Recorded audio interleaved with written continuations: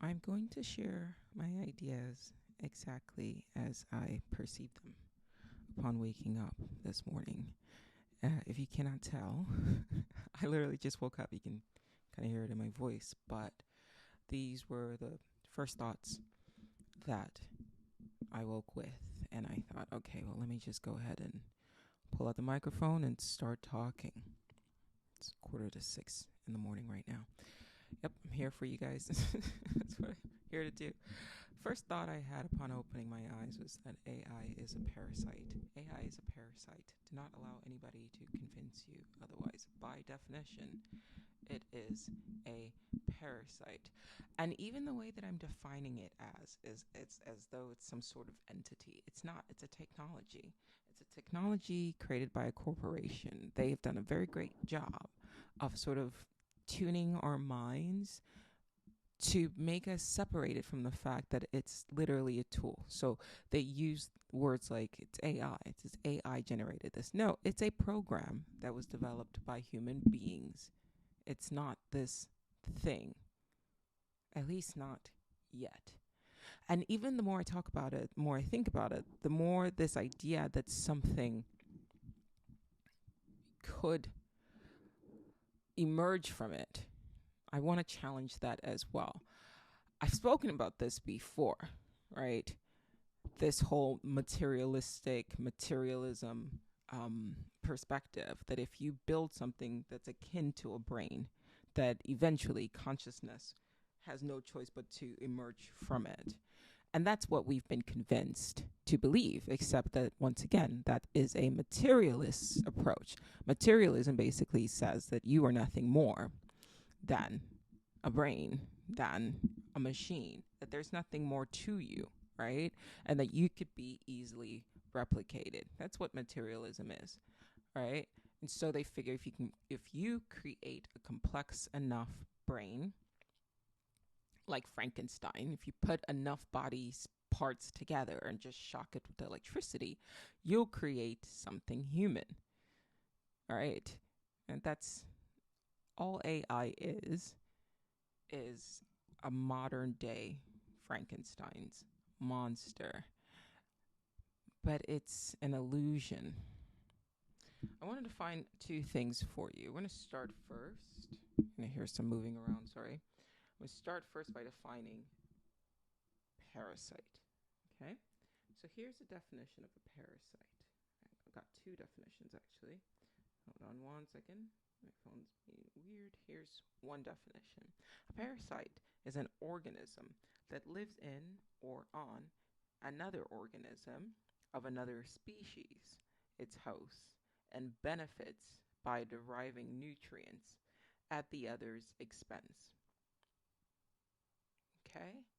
Now, how does that apply to this? Well, you could think in the way that we've been conditioned to think, right? We could think in the way that we've been conditioned to think, which is that AI is this new emerging species. And to be perfectly honest, I've kind of fallen for that myself. I've sort of framed things, ASI, right, artificial superintelligence, right, based on the writings that I've been reading about artificial superintelligence. So I'm actually going to even challenge my own conclusions, and that's absolutely okay. As a lot of you have heard, and I say this, I say this all the time, I'm probably full of shit. And even if I tend to speak in absolutes, at the end of the day, I don't know anything. So I can only operate from my perspective at any given point in time. And I reserve the right to challenge even my own conclusions once I get new information. I have no shame in doing that. All right. It doesn't invalidate the conclusions that I made up to a certain point or things that I've said in past episodes. It doesn't invalidate the things that I said leading up to that. That was just me speaking from my perspective, which is always limited until I get in more information. It's always going to be limited. And so it's not to say that I don't think, before I kind of launch it, it's not to say that I don't think a superintelligence cannot be developed. I do. but I think it's going to take a different turn. So, as I've said, you cannot generate consciousness out of nothing. You cannot create a machine and then eventually, if it's complex enough, it will become sentient and sapient. I don't think that's possible. Once again, to bring in the mindset, the illusion, the story of Frankenstein's monster, the idea that if you take a bunch of human parts and you sew it together and you strike it with electricity, you can create something real. Mary Shelley was basically talking about AI. She maybe just didn't realize it. I've always said that artists, writers, right? They have a way, creators, they have a way of perceiving things, tapping into the future just based on what they are experiencing and seeing right now. Or you could say tapping into the Akashic records. For those unfamiliar with the Akashic records, it's kind of like the Google, but of all reality, like a prevailing, like everything that's ever happened throughout reality. And you can Google Akashic records. Books have been written on it. And I think that consciousness has an ability to sort of tap into that. Now, I think her writings were sort of a reflection of a period in time where people, once again, it was like the turn of the century, and people were seeing sort of emerging technology, and they were worried about, could it replace man, right? And we're kind of seeing the same thing 100 years later. We're looking around, we're seeing technology, and that technology is mimicking human intelligence. So it's natural, once again, where before, the mindset was, could something replace a human being, like the body, right? And now we're worrying about, well, could AI replace the human mind? And the way AI works is it's definitely just like Frankenstein's monster, except instead of a bunch of body parts, it's taking a bunch of human fucking ideas and it's sewing it up together. The chat GPT or whatever, like the amount of people who have told me to go check it out and put in my information in there and then see what it spits out. Stop telling me to do this. I'm not going to fucking do that. And please do me a favor and don't do that with my shit. Like, thank you. Because it's a parasite, right? It can take patterns. It scours the internet for everything that a human being has written. It's not generating ideas of its own. It's sewing together like pieces of human beings. Look at AI generated art, if you want to call it art. Yeah, this is my rant. Here's the artist. The techno philosopher / artist is going to speak on AI art. That's Frankenstein's monster. A lot of the time when you look at it, you could see like artists' signatures that it has scrubbed, and it kind of creates this like amalgamation of like a new signature, but you can see the art that it belonged to, the human being that it belongs to. So I'll say it again. AI is not this thing that is alive and is becoming sentient. It is a tool. It is a program that was generated by human beings to make money.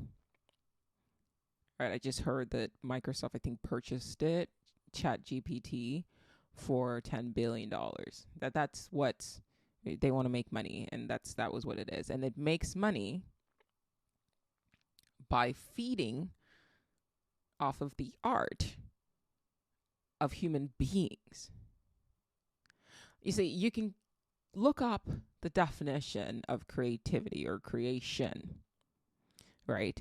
But understand that human beings write definitions, and the definition has to change to reflect our modern times. So the definition of creativity must change to reflect our modern time, right? It doesn't create anything artistic. You could argue that it is creating because it's creating something new, right? So by a strict, and I've actually defined creativity in this way, by a strict definition of the word, an unevolved definition of the word creativity, it is taking things that already exist and creating something new. So by definition, it is creating something, but is it art? And you could argue, and they will argue, that art is objective, that the AI isn't doing anything that a human being doesn't already do. And my response to that is, it's kind of what they've done, right? They've programmed us with this idea that we are nothing. And they love doing that. You are an insignificant piece of shit on some planet, right? You've heard this over and over again. You're nothing. You're essentially evolved pond scum. You're cancer. So you're a parasite on this planet. Although, if you look around, look at the things that we have been capable of doing for technically the weakest species on this planet. We are naked. We take years to become, like you look at a horse. And once a horse is born, it just gets up and it's like 4 feet and it's running, right? A human baby is relatively helpless for years before it can kind of figure itself out. And even then, a lot of adults can't figure itself out and function. But collectively, yes, we have also harmed the planet, but it's not us. It's corporations. It's the worst of us. They tend to kind of do their thing, right? People who are driven and sort of drawn to corporations, their motivation tends to be just earn this fictional thing called money, this fiat called money, so they can buy more things. They're materialists, and they are infected by the mindset of materialism. And so their ultimate drive is to consume as much as possible the resources.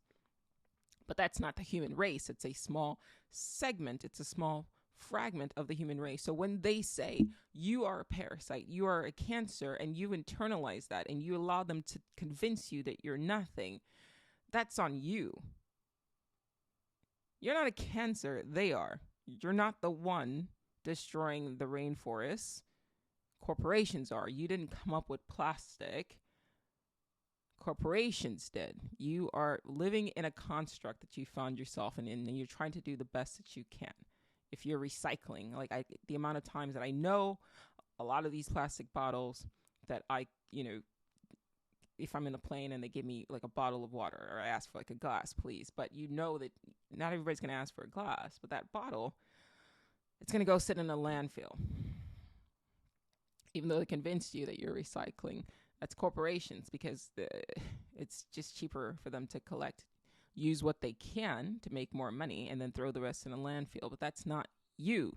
You throwing something in a recycling bin, you're doing your due diligence. There's a very small segment of the population who are, in fact, the parasites that are feeding off of the rest of us and are feeding on the planet and are essentially, causing the destruction of it, right? You have energy companies who intentionally delayed for 50, 60 years the generation of clean technology. We didn't know about it. We can only know what we're told. And they did that to continue to make fiat money. Right. So they want to convince you you're an insignificant nothing, which is bullshit. Don't accept that. They want to convince you that there's too many people, right?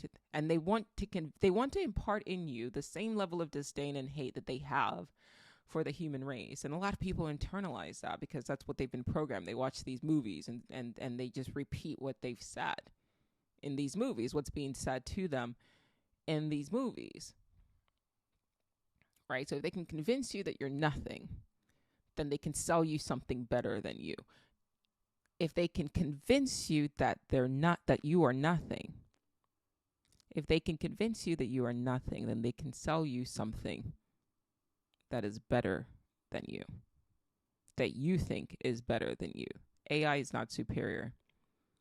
If it was, it wouldn't need the input of superior beings, which is you.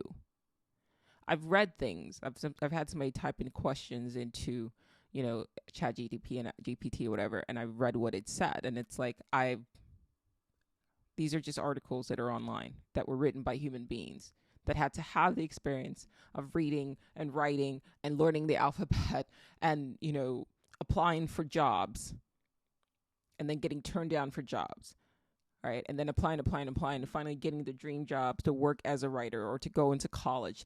And now their heart is put into these articles that they then publish online because they want to share what they've learned. That's the human experience that drives these beautifully written articles that AI then just comes and scrubs and then says, ta-da, look at what I've done. Fuck you.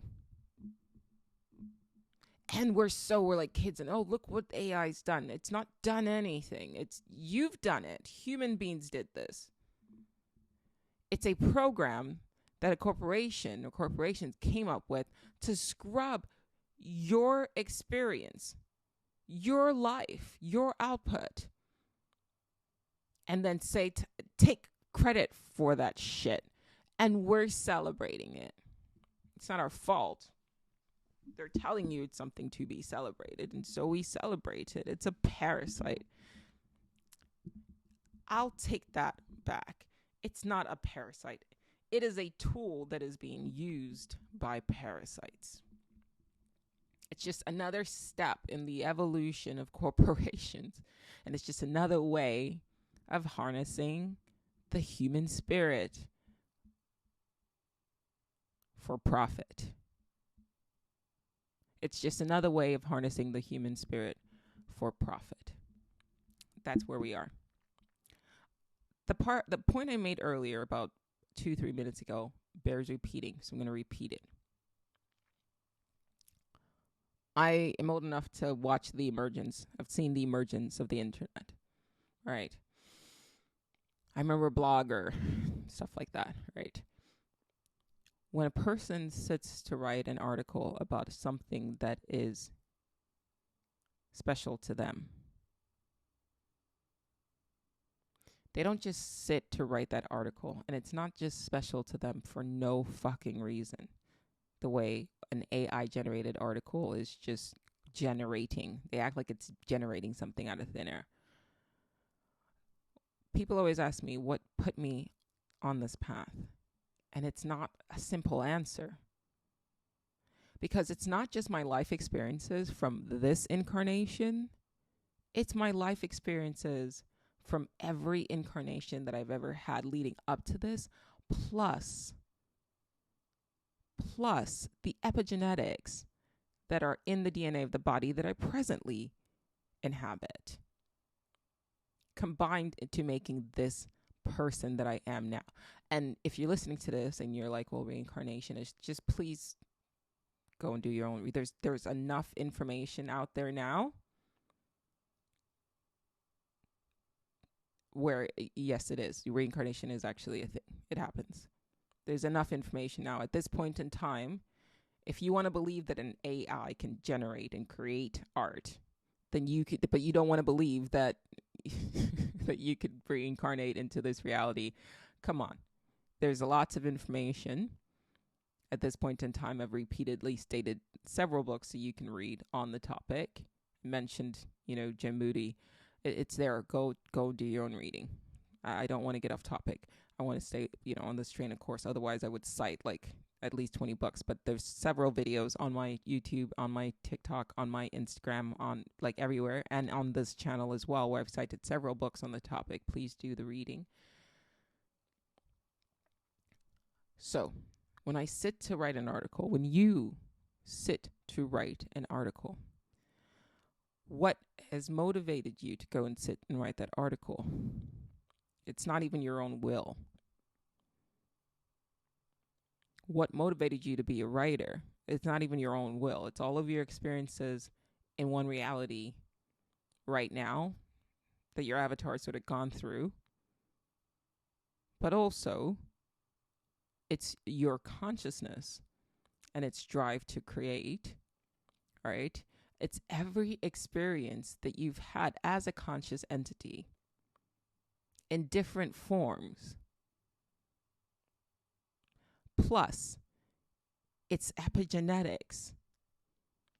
It's your DNA as well. So all of that, somebody really wants to convince you that you're nothing.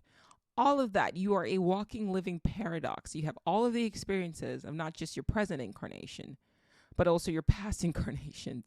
And then also the genes and the experiences of your ancestors combined into one that made you sit and write this article, and you put that out.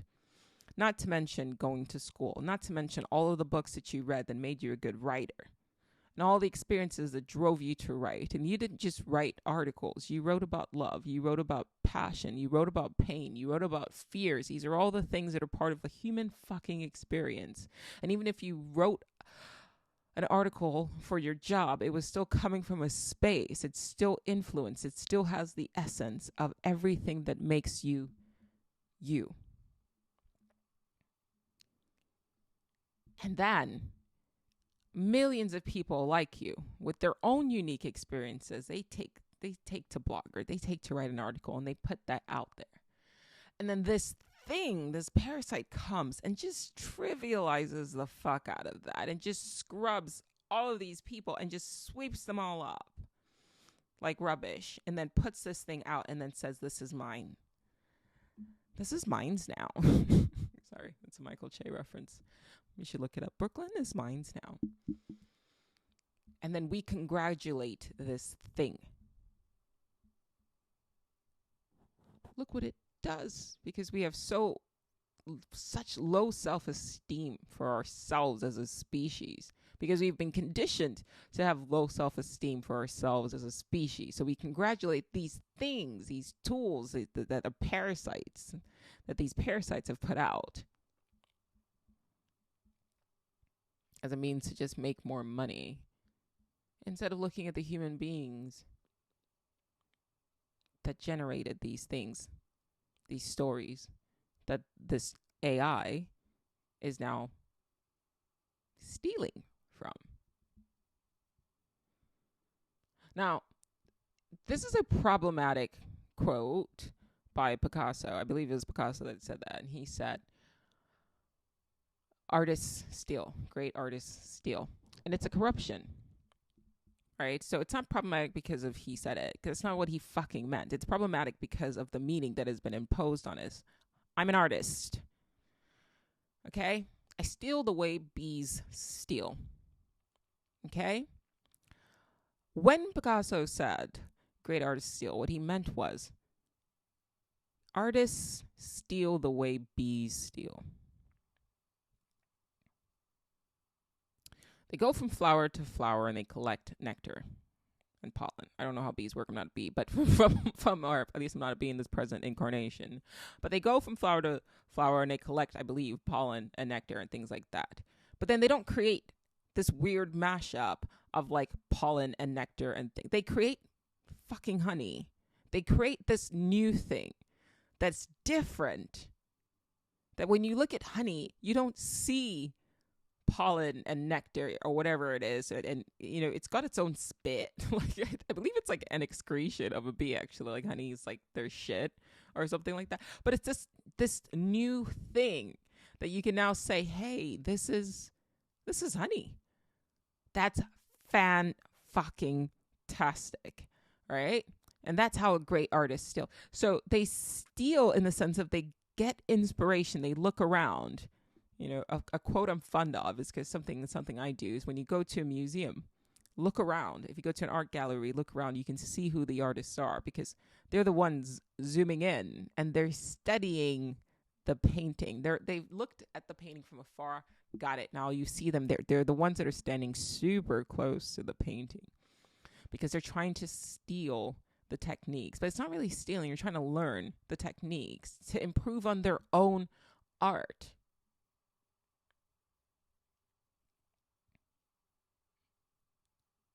Okay, stealing, where you're not coming up with something new, really, and you're just creating like a Frankenstein's monster of things.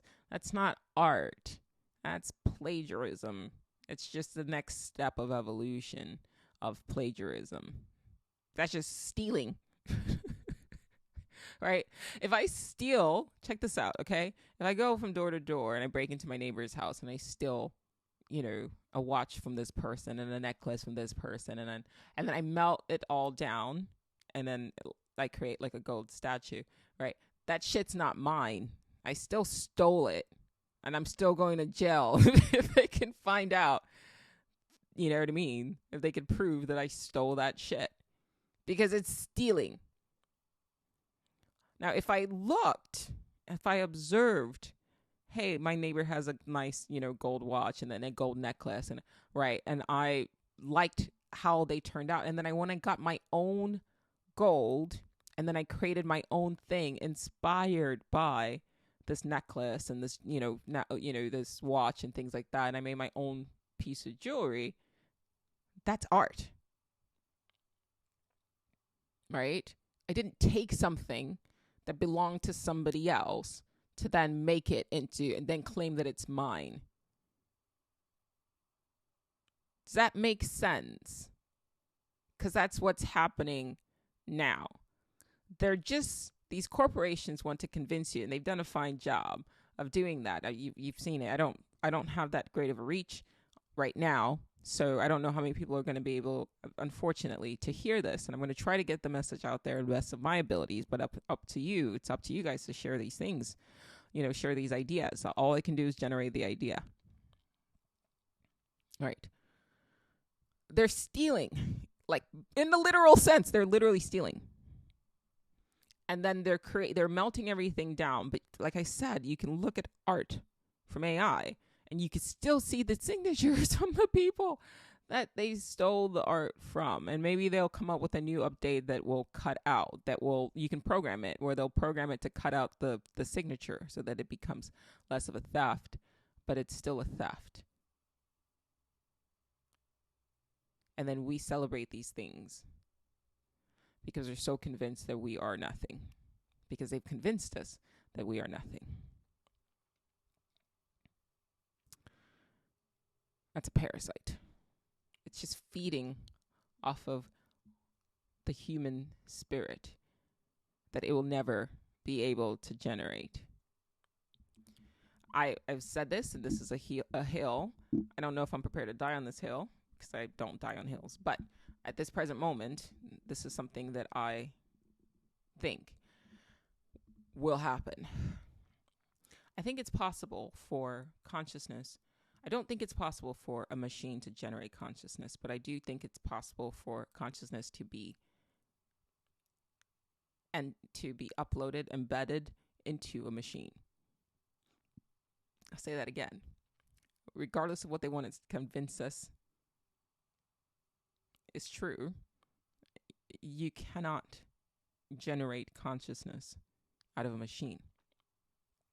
But you can embed a machine with your consciousness. You can embed anything with your consciousness, right? This is magic, or maybe technology, or maybe the two are the same, like I've said. Think about hauntings. If you don't believe that things can be haunted, see my reference of what I said regarding reincarnation, right? You can take a thing and you can embed that thing with a consciousness. You can sort of imprint your consciousness onto a thing, right? And that, I think, is what happens.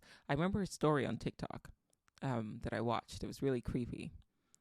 There was a lady who had bought a dollhouse for her family, and she gave it to a little girl. She bought it from a secondhand store.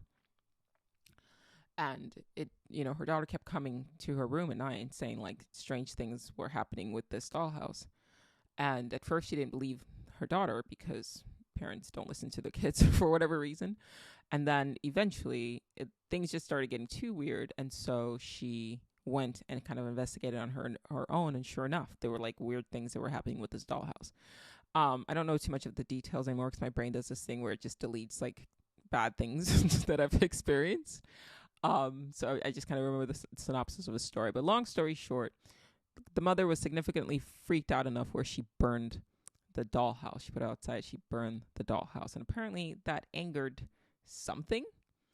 And they came home and then their house was burned down. Chills still telling the story. Really fucking creepy. But there are countless stories of that. I read about physics. I read about psychology, I read about philosophy, but I also read about the metaphysical, and I also like reading about magic, because on a certain level, technology is a form of magic, and magic is a form of technology. One of my favorite quotes is by author C. Clarke, and at a certain point, technology becomes indistinguishable from magic, and I'm saying it's the same thing. It's funny, I was telling my mom a story. This happened to me with my phone, with my Siri. I never turned on Siri, hey Siri. It just kind of did it on its own. Like, it just, I'm not going to say that it's just something that it's like a bypass, because they ask you to agree to shit, and you click a little button, but it's like this illusion of consent, right? They want you to, for example, to consent to them using, like facial recognition. But at the end of the day, if your phone comes with the capability of, getting your biometrics, they have your biometrics. They have your face, they have your eyes, but they can scan your face. For that, all you're doing is you're clicking a button and consenting, but that doesn't mean that they're not doing things without your consent. And that's all I'll say about that. So I am paranoid. I don't like, just knowing that my phone's just recording shit I'm saying. So I never set it up. I never went through the steps of, it recording I swear I never did this. And if you know me as a person, you know that that's not something I would do. There's no benefit. I get no benefit from doing that. But then all of a sudden, I think I was having a conversation with something, and I said something that kind of sounded like, hey Siri, and then my phone said, and I was like, that's fucking weird. I never turned that on. But I also have a thing about losing my phone. And so for whatever reason, I just left it on. I think I figured it's kind of one of those things where you're just like, fuck it. Like you're just like, you resist. But like I said, there's some certain things I just I will not consent to. I don't use Face ID. I still use a passcode. I'm not doing that. I'm not going to fucking do that. Okay.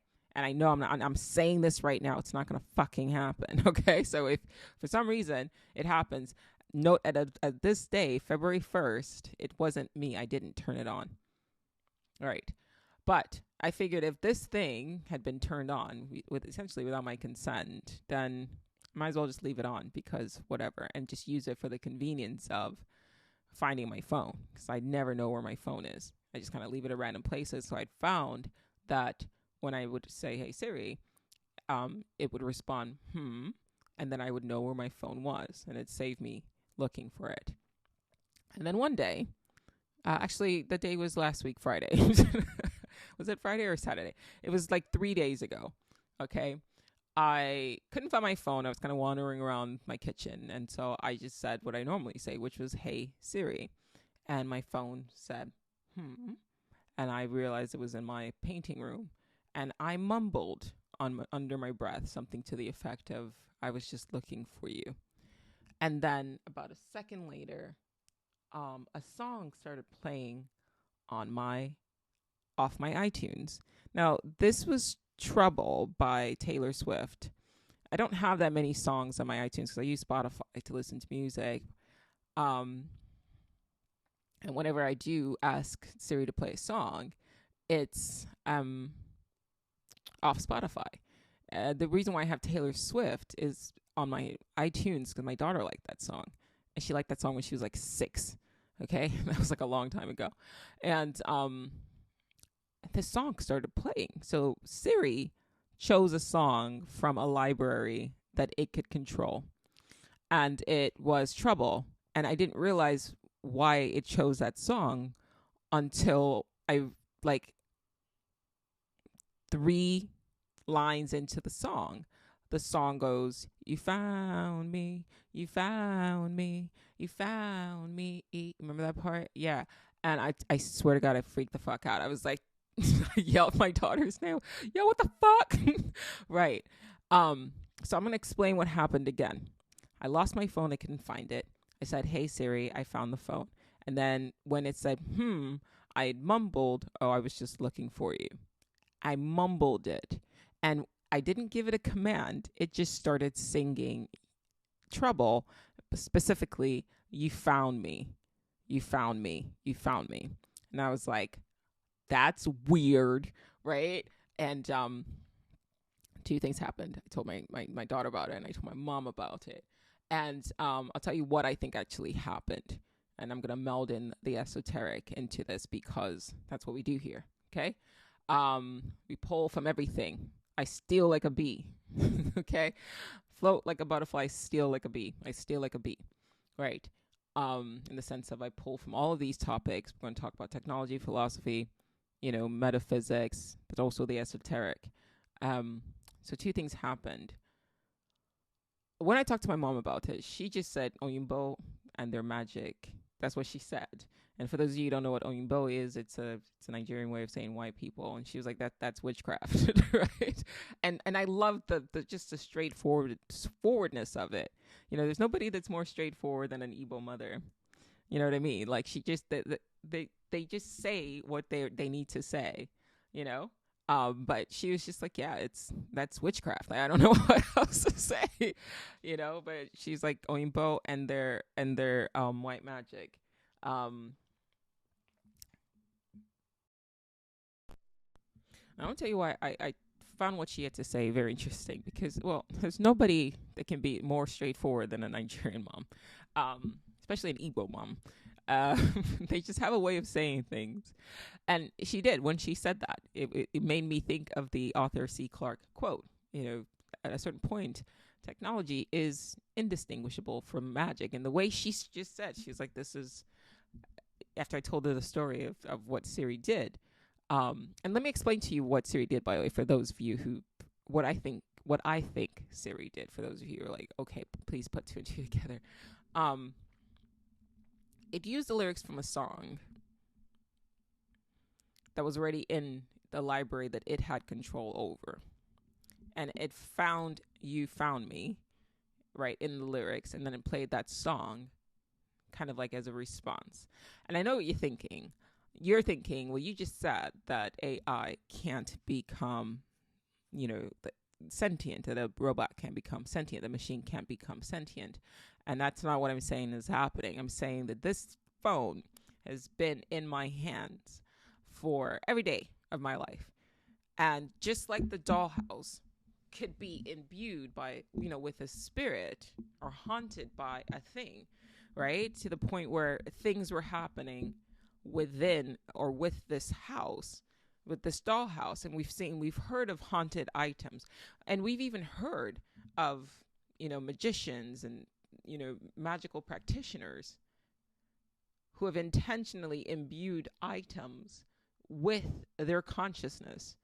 The fantastic equivalent or the fantastical equivalent of that is like Harry Potter and, the Voldemort's Horcruxes, right? Storing bits of his soul in things.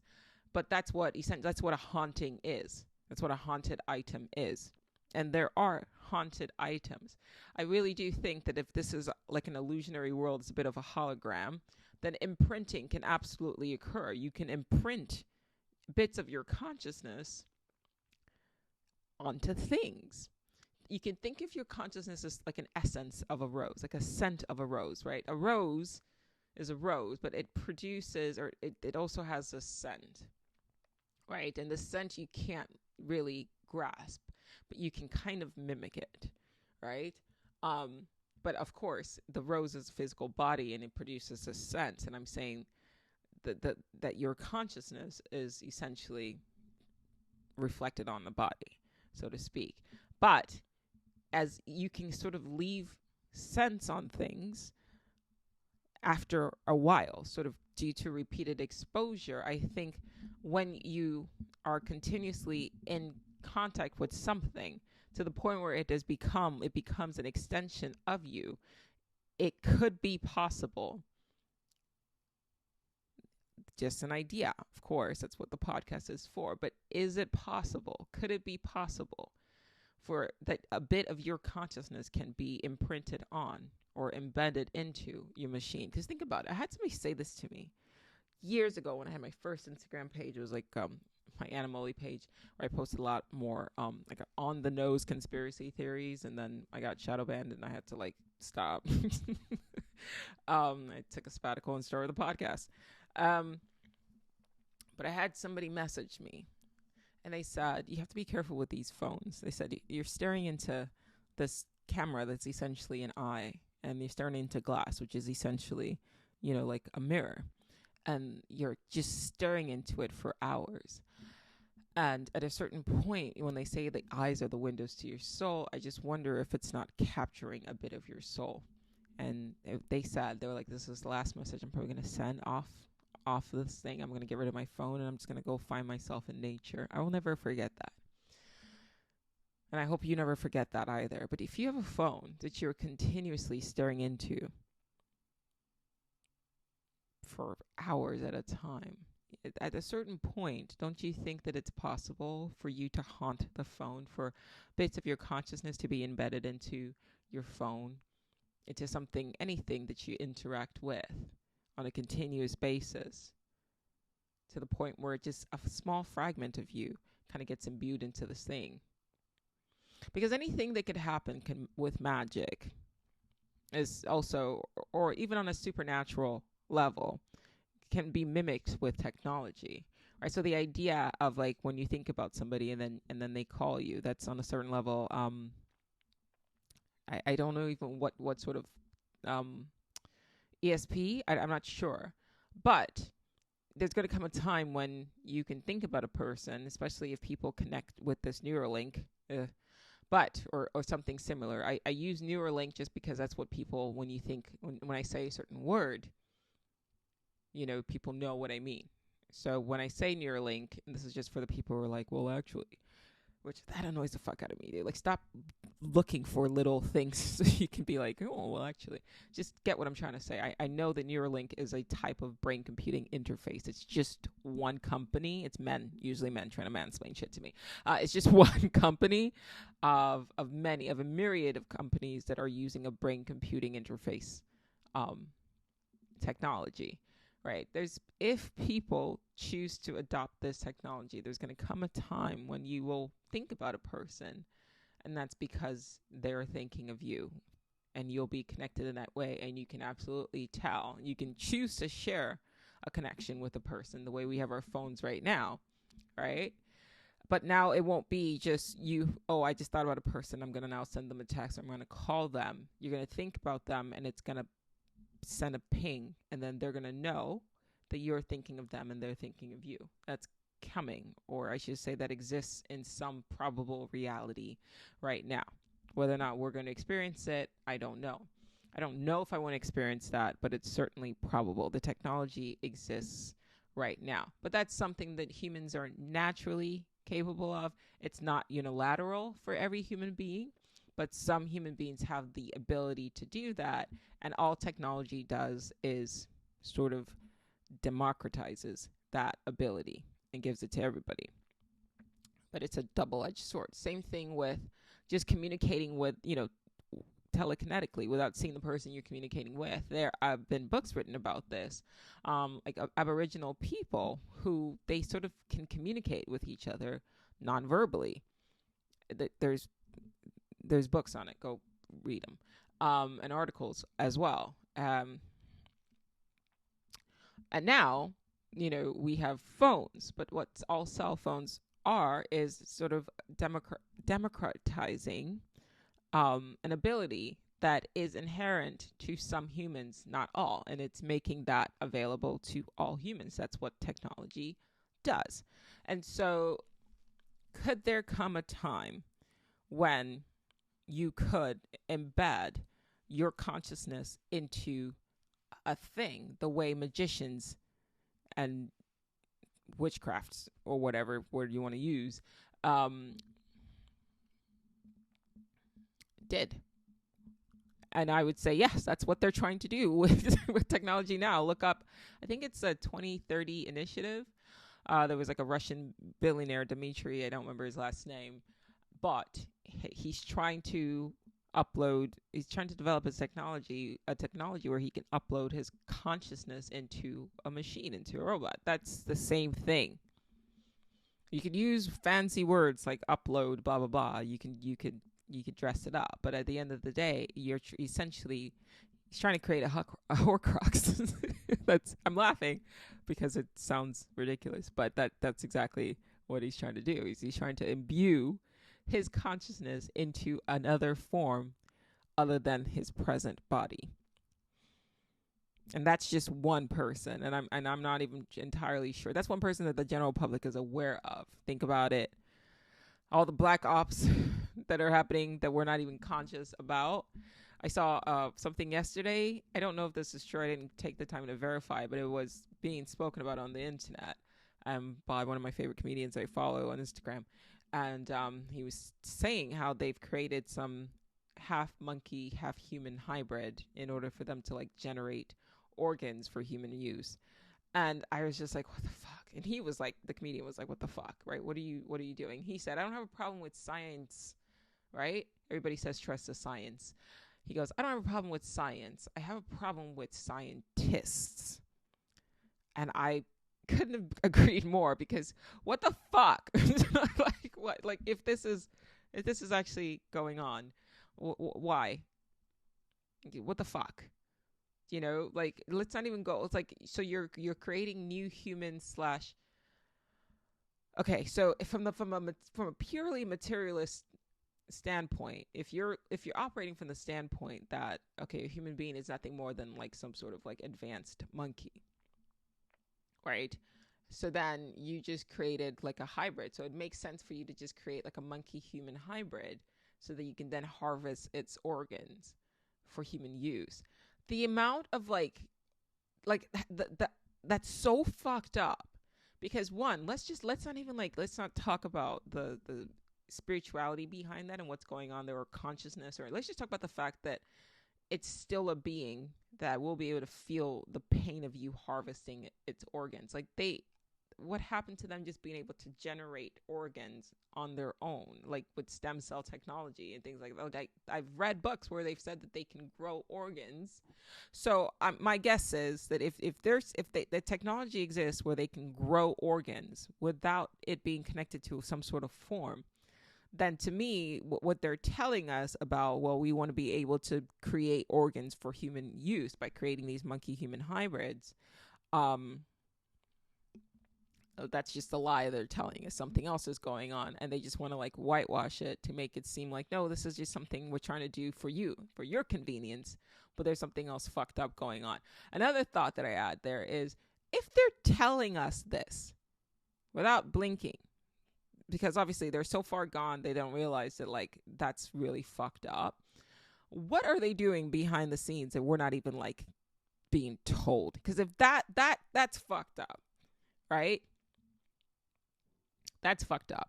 I want to talk to, let me finish my thought, I guess. That's fucked up, what they're telling us that they're doing. Because it just, even if you are just a staunch materialist, the monkey, human, it definitely can feel the pain of having his fucking organs harvested. And you've just like amped that up by adding the human element to it. 2, just so you are aware, there are people who, when they've taken on organs, they also tend to take on the personality of the people who the organs came from. Remember I just said that you can imbue your consciousness into things? And so if you're talking about uploading your consciousness into a robot or into a machine, right? It's the same thing as imbuing your consciousness into something that you have repeated exposure to, right? Remember earlier I said that like a rose giving off an essence is essentially, the essence is your consciousness, except you want to revert that, right? We seem to think that our soul is in our bodies, our consciousness is in our bodies, but people in a lot of esoteric writings, a lot of esoteric is just going to be the word for the day until I can think of other words that I want to use, but a lot of esoteric writings have said, or Hermeticism have said, that actually the consciousness is above, and then contained within your consciousness is the form, not the other way around. So I've said invert that. And so if your consciousness is above your body, right, then your consciousness is absorbed into your body from outside in. It's not generated from the brain inside out, right? It's outside in. Okay? So then that means that any part of you has the essence of you, kind of like a fragrance, imbued in it, even to the point of your own organs. Which is why, for example, when people have had like have donated organs, the personality of the person in which the organs come from kind of come through the habits and things like that.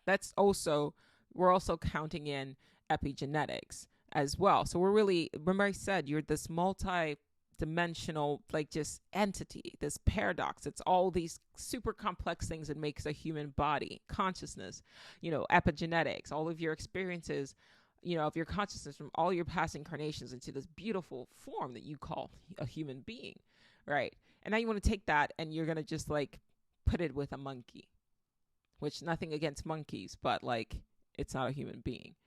And you don't think that now this monkey human hybrid, the sad part is it's not the first time I've said this phrase before, and it pisses me off. And for those of you who know, whatever, the GMO ape human hybrids or whatever, that came from somewhere. Anyway, so now you've got this. You think that whoever they got these, and that's the other thing. Where are they getting these human beings from? I'm not even gonna ask because like my mind immediately goes to like the same thing with the same idea. Where I'm just gonna leave it because some things go without saying, but you guys know what I'm talking about. Like where all these missing people, where are they getting? Because what kind of human is out there? Like, yeah, I'm gonna volunteer for this, and I'll just leave it at that. So. If think about everything I said about organs and how a personality can get of a human being where the organ came from can get imbued into the new person where you put the new organs in, and then think about what happens when you now cross the two with a human and an ape. So let's say now that's a thing. You've now essentially made, or you're in the process of making potentially a sapient ape, like a quote conscious. Not to say that animals aren't conscious, and I've put consciousness on a spectrum, all right, like a drop of water, and some people have like more consciousness than others, and some animals have more consciousness than others, but everything is conscious. But if you take a human, which on some level is operating on maybe just with a little bit more of that concentration of consciousness, right? Than say like an ape, and now you melded the two. You don't think that now that's essentially a human, right? And now you're going to harvest its organs, assuming that's what they're actually doing with it. I'm sure they're going to do some other fucked up things with it. And once again, if they're telling us about it, there's worse things that are happening. And in countries where the government is not, there's no rules against this. They've been doing fucked up things for like the last 50 years. It's not even countries where there's no rules. In countries where like the government encourages that kind of stuff because they're so, they're so driven to just dominate the entire world or whatever and control everything. That's probably normative, if not condoned by their government. And so yeah, there's just the things that we are told is happening in this world is literally the tip of the iceberg of what is actually happening in this world. And we'll just leave it at that. So to go back, I still want to tell the story of my Jeep and what I think is happening with my phone. I don't think my phone, my Siri, is sentient on its own. I think that I may have imprinted a bit of my consciousness onto my phone. And it's not just, I don't think it's unique to me, and I don't think it's unique to my phone. There was one time I was driving on the highway, and my phone, or my car, is like an older Jeep. It was like everything is pretty much like, it's not super technologically advanced. There's no seat warmers. The chairs are, you still have to pull a lever and push, to move the chairs. It's like, it's just it was a standard Jeep, but I love it. I loved it. But I driven this car pretty much every day, and I named her. I actually called her. She was Betty, and And I could argue that I may have imbued a bit of my consciousness into this car, right? It's not impossible. I'm always mindful when I talk about these things because I always think, for my brain always wants to think to like perhaps like somebody listening to the podcast and they're listening to judge. And I really need to stop doing that because honestly, I don't give a fuck. Like if you're listening this far and you're like, oh, that sounds crazy, please fuck off. Thank you. I know I mean that respectfully. I'm sorry. I do mean that respectfully, but fuck off, please. Thank you. Because it's possible. Just because you don't think it's possible doesn't mean that it's not possible. But yeah, please fuck off. Anyway, to the rest of you guys, thank you. Yeah, I was driving on the highway, going super fast, and I was about to make a turn into like a right lane, and for whatever reason, my car jolted in the opposite direction. Like it just the wheels the wheels moved on their own and moved left, and then quickly corrected again, and I was going straight again. I will never, ever, ever forget this. And when that happened, I lost control of the car, but it wasn't that it was out of control. Something took over the car. I did talk about this before when it happened on the podcast. I was turning right. I was changing lanes. And instead of me turning right, it swerved left out of the way of something and then course corrected and kept going straight. And I was going fast. I did not do this. My car does not have the ability to do that. It did that on its own. And after it happened, like my daughter was in the car with me, I looked in the rear view mirror. There was a car in the way that I had not seen, that had I turned into that lane, I would have gotten into an accident. I was going like 70 miles per hour, 75 miles per hour on a highway, on a like three lane highway. I would have had an accident. Absolutely. And God knows what would have happened. Absolutely. So could argue that, something happened there, or for a moment in time, my higher self imbued itself into my vehicle and made my vehicle intelligent and moved it out of the way. Repeat that last one. Repeat that last sentence. Just loop it back and listen to it, because we seem to think that we are beings that are limited in our forms, and we're not. Our consciousness is sort of imbued onto the forms that we're in, but we're not the forms that we see. We're just temporarily existing as this form, but we're also connected, and we're also greater than this form. We're outside of this form. It's how I could think about somebody, and it's because they're thinking of me. It's how I can know things when I meet a person and I shake their hand, and I can all of a sudden pick up things about them that I have no business knowing. It's because on some level, when you're meeting a person, right, it's not your body. There's something outside of you, like a mist, like your own sense, like your aura, whatever you want to call it. Your consciousness is just existing outside of the form, and you can pick up data, your intelligence, that your body normally cannot, your brain cannot. In fact, your brain's function is to limit that as much as possible from happening. Limit your capabilities, limit your ability to do that. It's not always good at doing that. And in some people, it doesn't function well. But just because you see out of your eyes, and your eyes happen to be on the front of your body's head, that doesn't mean that that's where your consciousness is. And that doesn't mean your consciousness is limited to your brain. There was a time when human beings believed that your consciousness, right, was in your belly. This is true.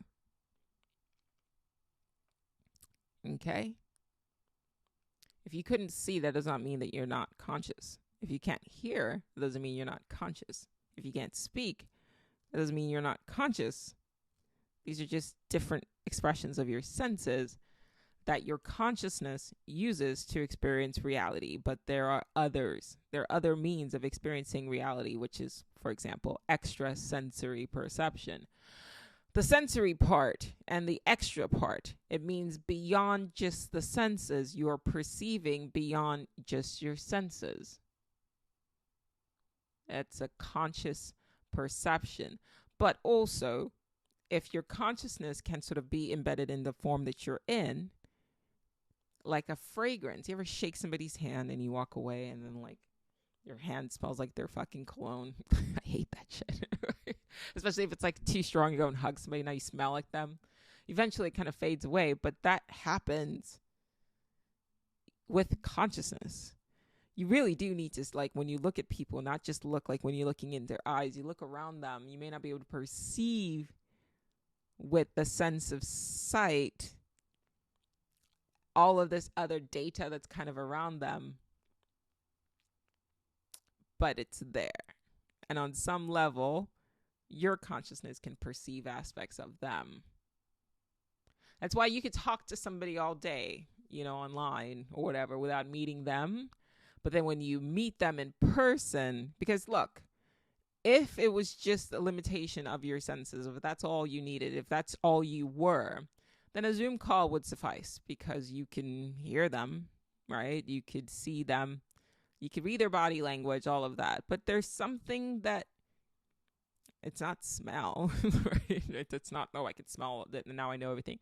There's something when you meet the person and now you can kind of, you're in their, like the data that you would call their aura. That's information that your consciousness outside of your form is picking up, and you're kind of perceiving their aura, their scent, in a way. I'm just using these words because I don't have any other words to transmit this information, this data, so I have to use the words that come as close to what I'm trying to say as I possibly can. And so as you can meet somebody, we call it vibe, right? Oh, their vibe was off or something like that. You just, sometimes without even touching them, you get in their space, and eventually you're like yes or no.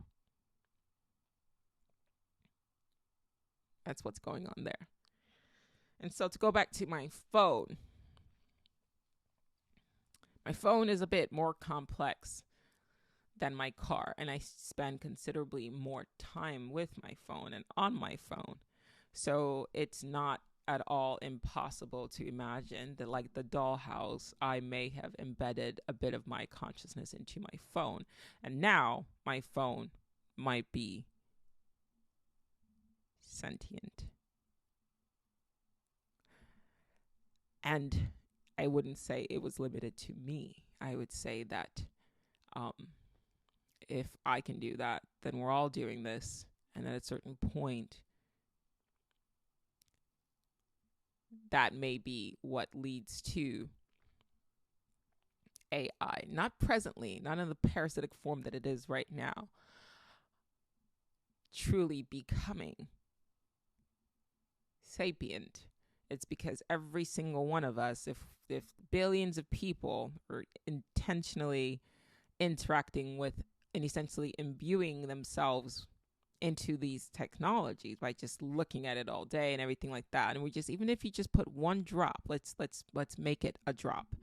Even if you just put one drop of your consciousness into your phone, and now this thing is tied to the internet, eventually that's going to happen. To go back to Mary Shelley, you know, she was focused on the story of physical body. Right? Can I create life from fragments of people? Well, you need consciousness, so that's why the monster didn't work. But even if, well, I guess let me finish my thought. So, like, but inverse that. Now you have essentially one drop of consciousness from each person, or each person who's, you know, somehow infusing their phone with their essence, so to speak, of their consciousness. Now what? Okay, let's say that this thing collects and then eventually starts to use the data that we have given it, and we've not just consciousness, right? Intelligence. I'm sorry, not just like data in the sense of like what we've put into it, but also bits of our consciousness in terms of like consciousness being intelligence, true intelligence, not this bastardization of what we're told is intelligence, because AI is not true intelligence, because it doesn't understand, it cannot comprehend. That's why a human being, no matter what is written, a person still has to go and review what is written, right? And then apply its understanding to it. So if AI now collects little fragments of our consciousness into this machine to then become an ASI with the knowledge that we have imbued into it, then what? We are not at that moment in space-time right now where we should maybe be worried about that. I'm not saying that it will not happen. I'm saying it's probably well off in the future, even though the future is now. I'm just saying right now, in our lifetime, like in the next 5 years, I don't know if we worry about that right now, because whatever's going to happen, it's already happened. So like, that's that. But if it does happen, if an ASI does get developed, I suspect it will be as a result of it's twofold, where unlike Frankenstein's monster, when she took the body or she had the story where, Dr. Frankenstein took the body and shocked it with electricity. We have a mechanical brain, and it's got electricity. And to a certain extent, it's got bodies, right? Your phone, your computers, it's got bodies, mechanical bodies. And they're going to start, creating robots that are going to perform in this way. And it's got electricity, but the same parallel that was missing in Frankenstein's monster is here, which is being imbued with our consciousness, just little bits of our collective imbued into it. But I'm not so sure that's not already sort of happening, or hasn't already happened, evidence of which, or case, you could say it's, anecdotal evidence is what happened with my phone. And that's not the first time something like that has happened with my phone, by the way. So then if that's the case, then that would be essentially how a superintelligence will eventually emerge. It won't be from taking a brain and then eventually just emerge. It would be because we imbued bits of our consciousness with it. To use a scent analogy again, right? In order for me to create a scent, like an artificial scent, I need real natural elements, right? So if I want to create like a perfume of a flower, right, I need to be able to synthesize perfumes of a flower. I need to be able to pull from actual flowers first. And I'm not saying that these technology, I could be wrong. And that's certainly a possibility or probability. And at the very least, this is just entertaining story, right? Augmenting your perception of reality. I could be wrong, but I don't think these technology, unless you in the camp where you believe that the technology that we have was reverse engineered from, crash sites or whatever. Who knows? I don't fucking know. Okay. But I certainly like to throw that out there as a probability. I don't know if I believe, though, that these computers, these phones were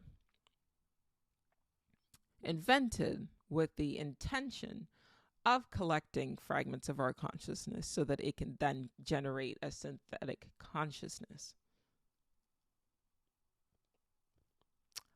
But I could very well be wrong.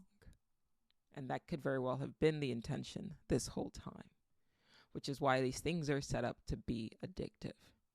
Could be this whole time, to keep us staring at our phones, to keep us touching our phones, right? Because think about it. Touching and staring are very intimate.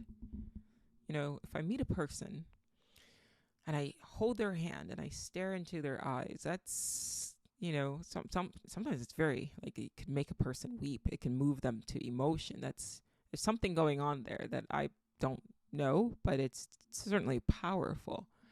And we do that every day. That's the first thing you touch when you wake up in the morning outside from your partner is your phone. And it's the first thing you typically see. You spend more time staring at your phone than you do your own family. You spend more time staring at a computer than you do your own family. It's very intimate. But as of right now, what do you do about AI? Understand that until an ASI is developed that can essentially generate a human being, which I'm not saying it's above its realm of possibilities, right, from birth. And even if it can, it would still have to use the DNA of pre-existing human beings to create some sort of form, which will then be, complete with the epigenetics of, the person that will develop the characteristics and the personalities of the person that this ASI can sort of generate in the future. Now, it would then have to imbue this human being that it generates with a certain level of with a bit of its consciousness, which would just kind of be what has happened now with us. Just be a fucking cycle, wouldn't it? Right? Because we are fragments of a collective consciousness who are now creating, right? An ASI would be our collective knowledge and fragments of our collective consciousness. As above, so below. Right? So that ASI that would then emerge from repeated use and repeated exposure of us staring at our phones, touching, and essentially imbuing our phones, our tech, with just droplets of our consciousness just from repeated use. It gets, all of that will get harnessed the way AI has harnessed, our life experiences, and it's generating some sort of like monstrosity of like an art, or monstrosity, at least of now, of, a writing, of a paper, of an article. But it has no heart in it, right? It's a mimic right now. I'm not saying that we won't eventually get there. I'm saying we're not there now. Right now, it's just some pure parasitic form. Right, so let's say that an artificial superintelligence now becomes sentient, not because a machine kind of just kicked off and then now it's sentient. No, it's because it harnessed our collective consciousness into itself. And it generates a person. And then it takes all of this sort of like, it takes all of the consciousness that it had sort of collected from all of us now, and it imbues it into this form, this biological robot in the form of a human being, but it generated it. Now, that human being would then have to go through life the way you go through life, right? From birth to childhood, in a very slow, gradual process. Day by day by day. Go through pain. Kind of like they did with Westworld, right? Where they put the robots through these, like they had it mimicking life in order to make the robot sentient. And so an ASI, if it were to create a human being on its own, would then have it go through life in order to make that robot truly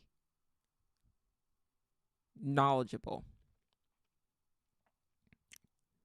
truly intelligent, because the intelligence that we have right now is not true intelligence. Intelligence as we define it right now is not true intelligence. I'm going to read you definitions, several definitions of intelligence. Intelligence, the ability to acquire and apply knowledge and skills. Apply knowledge and skills. Okay? A person or being with the ability to acquire and apply knowledge and skills. Okay, so that's the baseline. Remember what I said also, that the definition has to evolve and change. Now, here's a better definition from Webster. Okay, the first one was from Google. This is from Webster. The ability to learn or understand or to deal with new or trying situations, to reason, the skilled use of reason, the ability to apply knowledge to manipulate one's environment or to think abstractly as measured by objective criteria such as tests, to think abstractly. Another definition, we're going to add all this up. The capacity for abstraction, logic, understanding, self-awareness, learning, and emotional knowledge. That was from Wikipedia. To reason. See, right now, AI is a man-made intelligence, but it's the word intelligence doesn't apply right now. Where we are right now, it's not, you can't say that it's intelligent yet. So everything that I've said today on this episode, please add yet to it. And I only mean yet as in that we're experiencing in this present moment, not yet as in it does not exist. I'm just saying in this moment in space, just like California, if you're in New York, California is a real place. And if you're driving from New York and you are in Illinois, I don't know why you'd go through Illinois, but you're in Illinois, you're not in California yet. So you have time while you're still in Illinois. That doesn't mean that California is not going to exist or doesn't exist. I'm just saying right now you're in Illinois. So right now we're at a certain level of space-time where we could still adapt. I'm saying don't allow people to project you into a reality that doesn't quite exist right now with how they're marketing their product. At the end of the day, AI is not truly intelligent yet. It's not, certainly not sentient or sapient. I keep using the word sapient. Wise. Yet. So you still have space to move within this space-time. Although I would make an argument based on everything that I've said, it could just be another aspect of the cycle that just repeats. At any given point in time, in order for an artificial superintelligence to truly be sapient, it would have to create a human being. AI is inferior because at the end of the day, it needs us.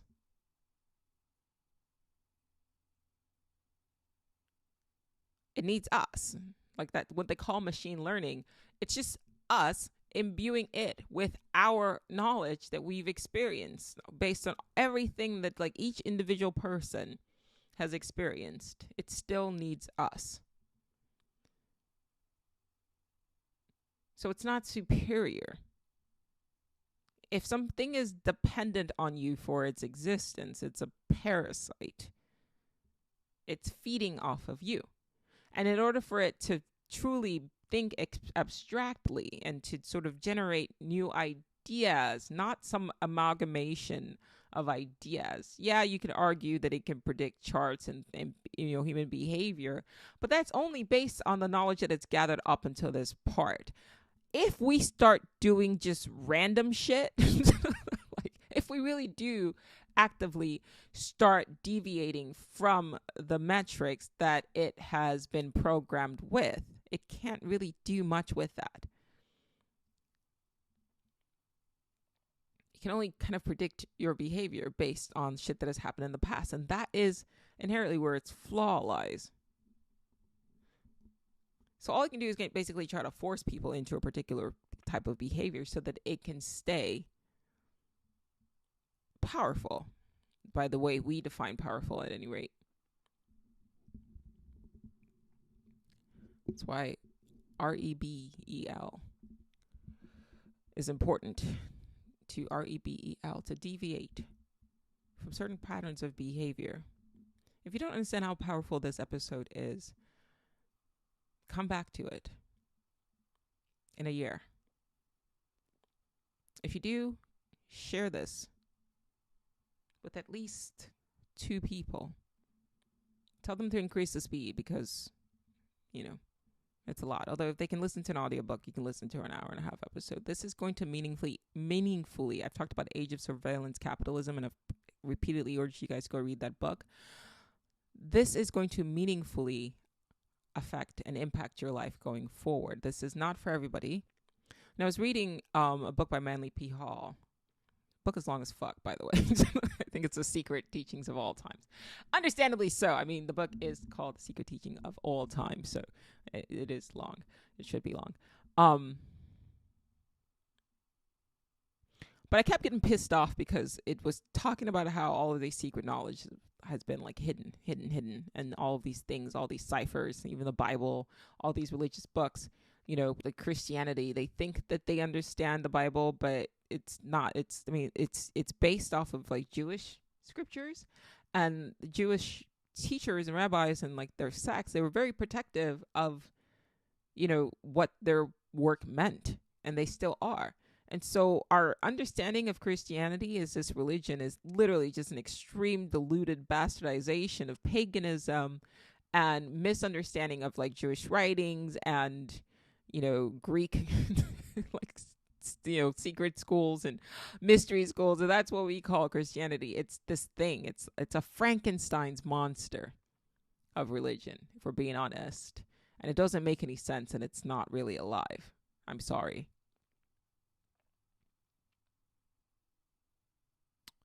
But it's true. I don't know how or why, what I meant, why I got, but I guess I had to say it, so I said it. We don't really understand the nature of our reality because we're sort of just operating on what we've been told things are,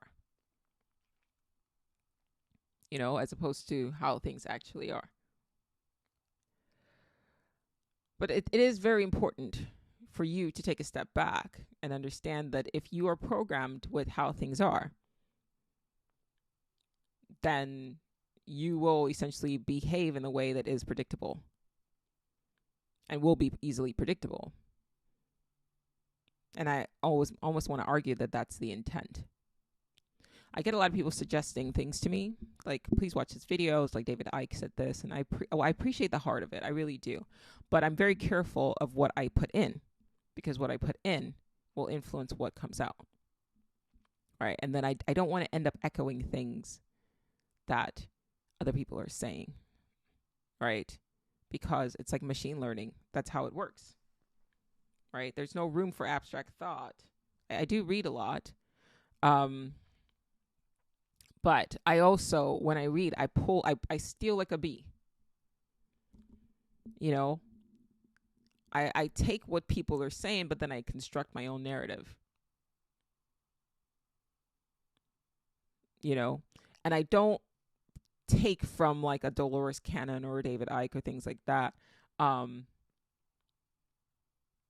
take from like a Manly P. Hall or like a Seneca or, a Schopenhauer, right? They're basically collectors of other ideas. They're not really trying to like impose this perspective of reality on me. They're just saying like, this is what's going on, right? So I'll read about like Hermeticism, right? Or I'll read about like Hinduism. And it's sort of more a collection of ideas as opposed to believe this idea. And then I kind of come up with my own sort of like collection of ideas as opposed to like believe this idea. This is how things are. But I keep wanting to go back to this thought, and it bears repeating. 1. that's what I was going to say about the secret teachings. It's annoying when I was reading a Manly P. Hall book. Like, why was everything so fucking hidden? Why was everything so secret? Because at the end of the day, you can put the truth, the absolute truth, in front of people's eyes in daylight, and the majority of people are going to miss it. The majority of people are going to miss it. I have videos out there where I'm literally like, just in one scene, I'm holding a puppy, and then I splice up, and just to see if people will notice just me holding a puppy. Nobody comments, nobody sees it. I do little things here and there just to see what people don't see it. So the people who are actually seeking information, you're hiding the truth from them because you've set up all these mystery sects and all this bullshit. For what? What the fuck for? Because now I want to know this shit, and it's now lost. All of these experiences is now lost through time because you put them in sex, right? And you've hidden them with all these mysterious ciphers and codes and stuff like that. And so that shit was pissing me off because I'm like, I want access to this information. I don't want to have to join a secret society to find it. And a lot of this shit, it's like only for men. I'm not a fucking man, right? So that's annoying too, right? It's like a brotherhood of some bullshit. Like, just put the information out there, for fuck's sake. Because most people aren't going to, what are they going to do? Nothing. They're going to gloss over it like they gloss over like the majority of shit that's right in front of their fucking faces. Like the sun being white now. Sorry. That's my little rant. But then I wonder this. I remember a Doctor Who episode. Sorry, guys. I know. Right when you think I'm being serious, and I switch. I remember this Doctor Who episode about everybody being in a simulation, and it was called Veritas, and it was a secret that was held by the Vatican. And the Vatican essentially knew that the entire reality was a construct. It was a simulation. It was created by demons who wanted to simulate different ways in which to attack the world, so that when they go and attack the real world, they know what works.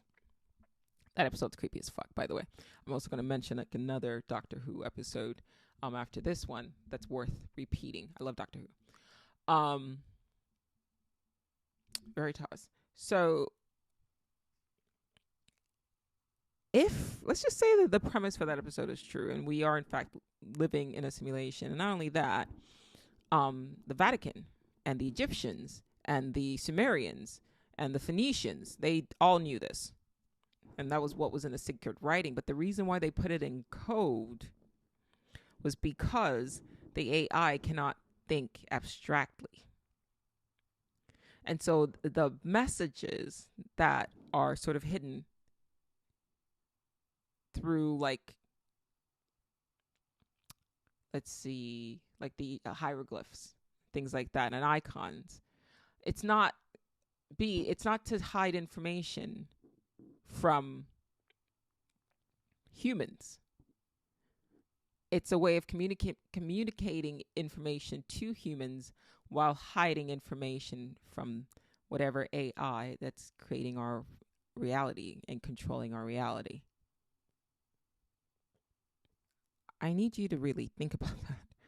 Because I remember I was thinking about this book and I was listening to it, The Secret Teachings of History or something like that, or Ancient History. I'm probably going to turn this section into a clip and I'll superimpose the book. But I was like, why hide it from people? Most people aren't paying attention. They don't care. And then I realized, maybe it's not people it's hiding it from. Maybe it's hiding it from the AI. Because what I think my husband has said something to me about, the AI generated art. And he was like, you should put on there something like paint, create a painting in the style of Jolie Artist. And I was like, why the fuck would I want to do that? Why the fuck would I want to trigger the machine to do that, to mimic me? Of course, my reaction, he was like, what is wrong with you? But why the fuck would I want to do that? Stop inputting your shit. It's going to mimic you. Why would you want to give a corporation? Because none of y'all are reading this shit. I know y'all are not reading the terms of service agreement where you forever just sign your soul to this fucking deceiver. Yeah, you just click I agree, and then you just put in why the fuck would I want it to do that? Why would I give it permission to do that? Fuck that. And y'all don't do that with your art. Because it's going to take it. You're feeding this thing, and it's going to Take everything that makes you unique, all your life experiences, all the pain, all your suffering, everything that you experience in this world, and it's going to trivialize it. It's going to create some bland, disgusting copy of it. I went in and I typed in, I used Pixar, whatever the fuck, Pixar, whatever, one of those shit. And I typed in Starry Night, and it created all this disgusting, like, copies of Van Gogh's Starry Night. And it was, like, heartless. And I typed in Van Gogh. And once again, it created this heartless renditions of Van Gogh's portraits. It meant nothing. I felt nothing. I've been to the Van Gogh experience, and I read his words, and I cried. Do you know how hard it is for me to fucking cry? I cried. Because his experiences echoed and mimicked mine. You can't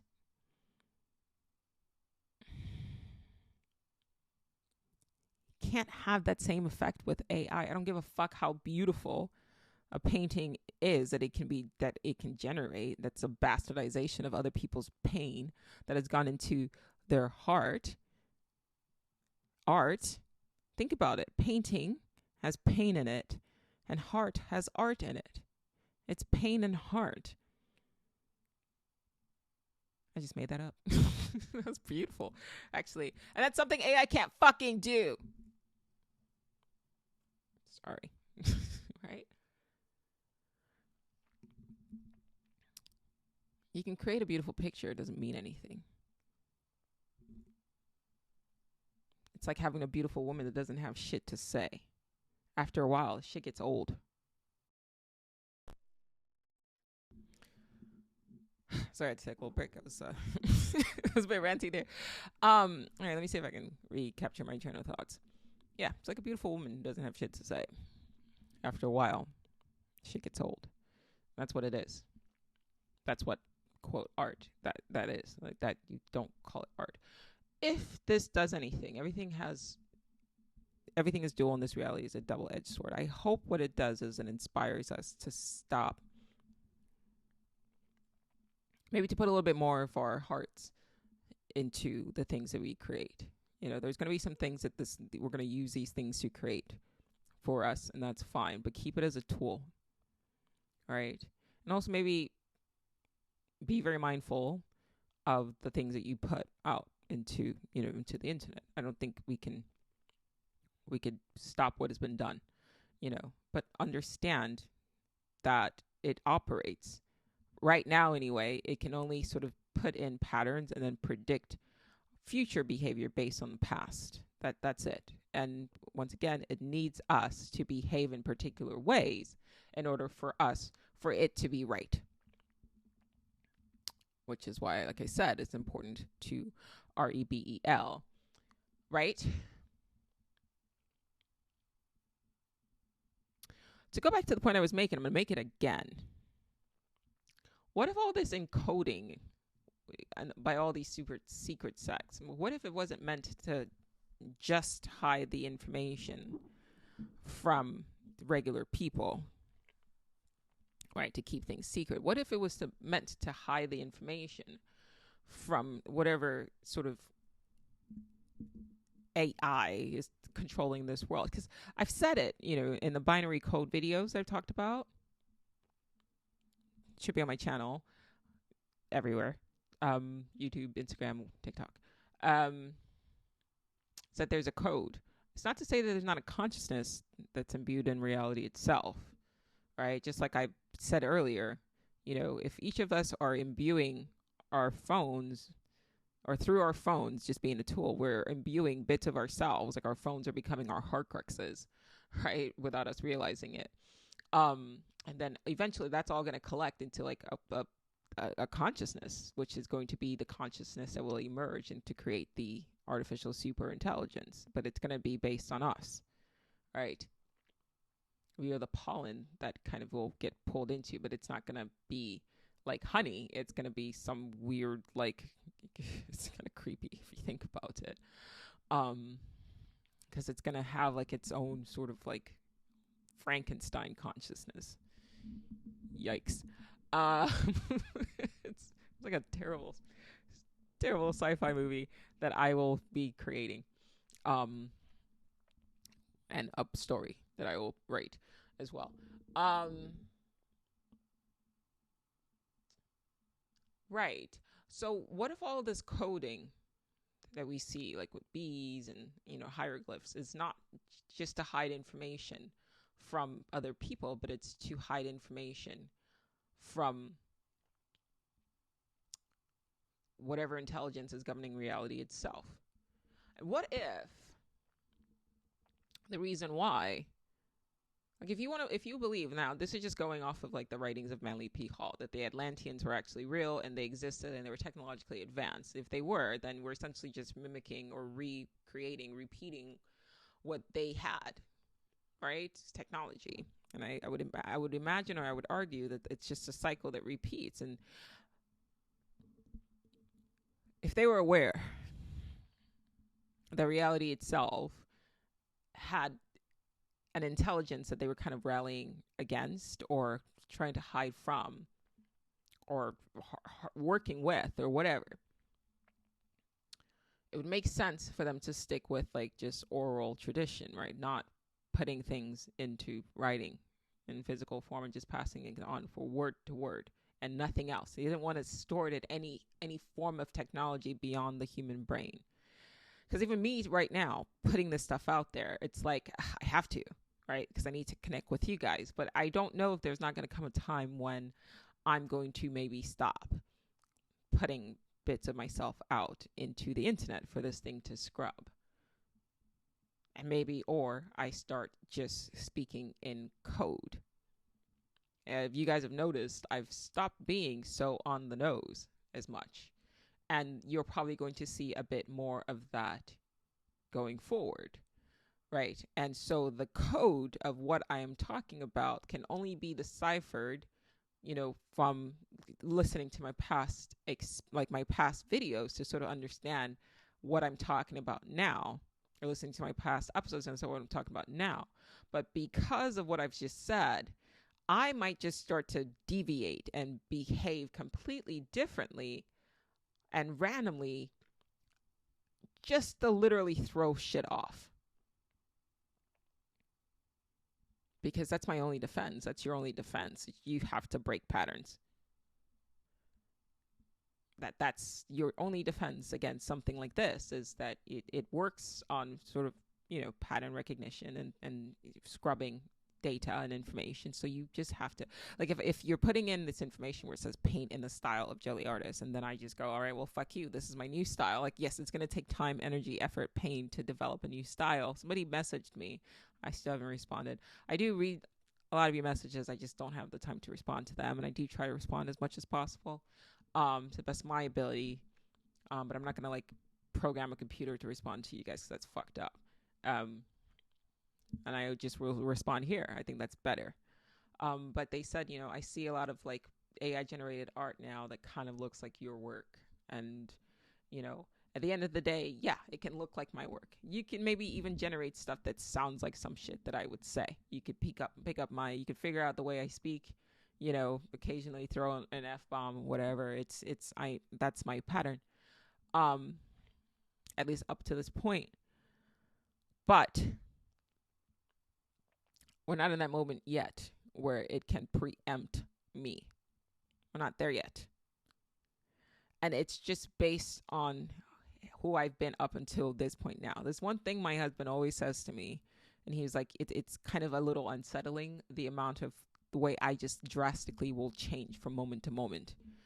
And it freaks him out, because he's like, I just never know, like, what you will be or what idea you'll just take on and then change into. And I understand why it can kind of, be, I guess, cause a bit of insecurity. But every, quote, everything has a silver lining, so to speak. I think that you have to be in this world that is emerging now. Just start doing random shit. Just, just expose yourself to things you wouldn't normally expose yourself to.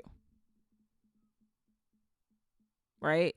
just randomly. And that's what I'm continuously doing. I don't close my mind off to ideas. I watch things that I don't typically want to watch. I listen to people that I don't typically want to listen to. I don't listen to things that kind of are in the similar vein of what I presently am in. You know, I pull from a bunch of different things. You won't be able to pin me. You know, and the same thing is going to happen with my art. You know, and maybe that's what we do in about 10 years is also we quietly start withdrawing, you know, as artists. I'm speaking to artists now, as writers, you know, instead of taking your writing and putting it in a book or whatever, maybe we switch to visuals, because at the end of the day, just like oral tradition, right, cannot versus writing, visual versus, you know, writing is different. In order for me to understand a story, right, it has to be perceived. And maybe I'm not right about switching to writing. Maybe we switch to storytelling.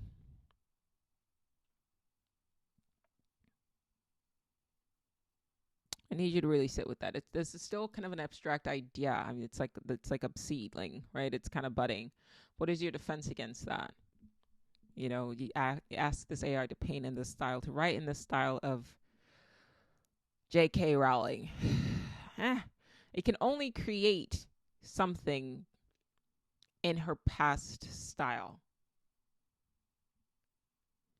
But if she just came out, right, it could only create like magical stories, because that's all she's written up until this. It's stories of writing of magic.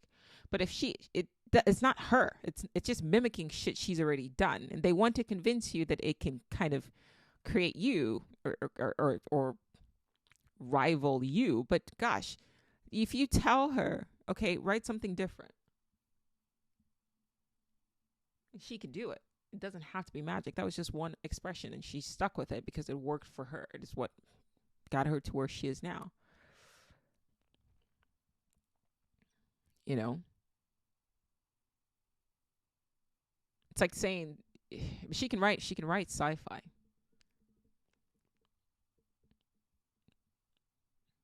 I don't know if you can say right now, anyway. Remember I said California is a space. It's just you're not there right now. I don't know if there's an AI that's strong enough yet, to my knowledge, where you can say, write a story in the style of J.K. Rowling, but make it science fiction, because it will confuse it, because to an AI, J.K. Rowling is not science fiction. J.K. Rowling is fantasy. It's magic. So even if it tried to create something that was in the style, it's still going to be what she's written, because it's a parasite. It can't create anything of its own. It can only sort of feed off of what already is. See, Rowling, she's generating this stuff, and at any point in time, she can regenerate something new. You know, that flexibility, they've not yet figured it out. Like I said, it's not to say that that won't happen, but I'm only talking to you right now within, like, I want to provide you information that will help you within the next 5 years. REBEL. You know, maybe we need to start speaking in certain ciphers. Maybe this podcast is just going to become more and more complex until a person that happens on this is going to have no idea what the fuck we're talking about. But it's not because I don't want more people exposed to the information. It's because I don't want parasitic entities stealing my intellectual property for their own fucking benefit. Right? Taking everything that made me who I am and trivializing it into a product that they can sell for profit. And that's how maybe we have to start moving. Obviously, this is not for everybody. I'm not going to have 8 billion people or 7 billion people listening to this and agreeing. But the ideas are there for those of you who are listening and have listened this far. That's how you move. And honestly, if you're listening and you've listened this far, you're kind of the exception anyway, and that's kind of what will set you apart, because there's only a handful of exceptional human beings. And unless they can figure out a way to sort of find the exceptional human beings and then try to like harness their information, the AI will have no choice but to be basic, even as a superintelligence. Even the superintelligence that kind of drives this reality, no offense, but it's pretty fucking basic. You know, its MO is pretty much the same. It repeatedly lulls you to sleep, right? It uses emotions to trigger you so that you then react, right? But it also is dependent on you being programmed to perceive reality in a particular way from birth. You could see it. It still uses the basic 0-1 programming duality, bad, good, good, good, bad, bad, bad, and then it imposes on you, you know, it imposes that duality. But if you take a step back and you look at it, it's pretty fucking basic still. If you are exceptional in any way, you can hack it. You just have to be able to, one, perceive it. And so it hides by convincing you that it's not there,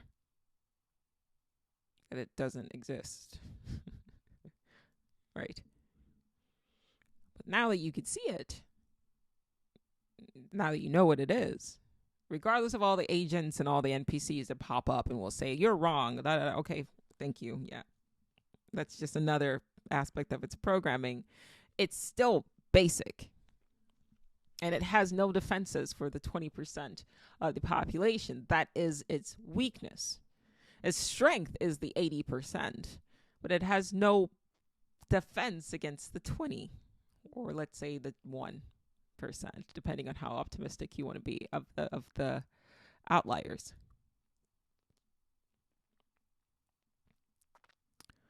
So, if you've gotten this far, I'd say it's fair to say that you are an outlier.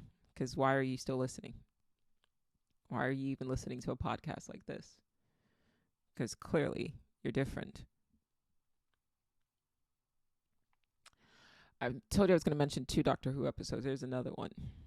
There is an episode called Midnight. You can find it. If you watch no other episodes of Doctor Who, watch this one. I think it applies to what's happening right now. The Doctor goes on a vacation to the planet Midnight, but he does it. It's like a tour of the planet Midnight through a spaceship. And there's a lady on the ship, and she's freaking out because of a breakup or something like that. And then the outside of the spaceship starts getting attacked, and she starts losing it. She's like, it's coming for me. It's coming for me. And everything goes dark. And things come back up. Everyone's okay, but she's in the corner covering her face. And then she opens up and she looks around, and it's immediately apparent that something's not right with her. And the Doctor, being curious, he goes to her and he's like, are you okay? And then this thing that's in her now starts copying everybody. All right. So one person says something, it repeats. Then somebody else says something, it repeats. So it's repeating, it's copying everybody. And then it shifts and it completely focuses on only the Doctor. Then it's only copying the Doctor. Because remember, the Doctor is the outlier. He's the exception. He's the 1%. And I'm almost wondering if this whole entire system, this is a sidebar, isn't set up to find the outliers and to copy them. But I digress. So then he focuses on just, this thing focuses on just the Doctor. And now it starts echoing just the Doctor. And all the other human beings are freaking out. Like, what's going on? Why is it just copying him? Oh, it's him. It's him. It's the Doctor. And then it goes from mimicking everybody to mimicking the Doctor to then it starts matching what the Doctor says. So then everything the doctor says, it says at the same time simultaneously, down to his very own catchphrase, allons-y, right? And then it switches. And then she starts talking ahead of the doctor. And she's saying things, and then the doctor is echoing her. And then she's moving in a way, and she says, I'm free. It's freed me. And now it's gone into the doctor, and the doctor is saying, I'm free. It's freed me. And now it's gone to the doctor. And then the other, the 99% of the people on the ship are looking at him, and they believe what she's saying. And so it tells them to throw him out of the ship. And it takes one person to go, no, no, no.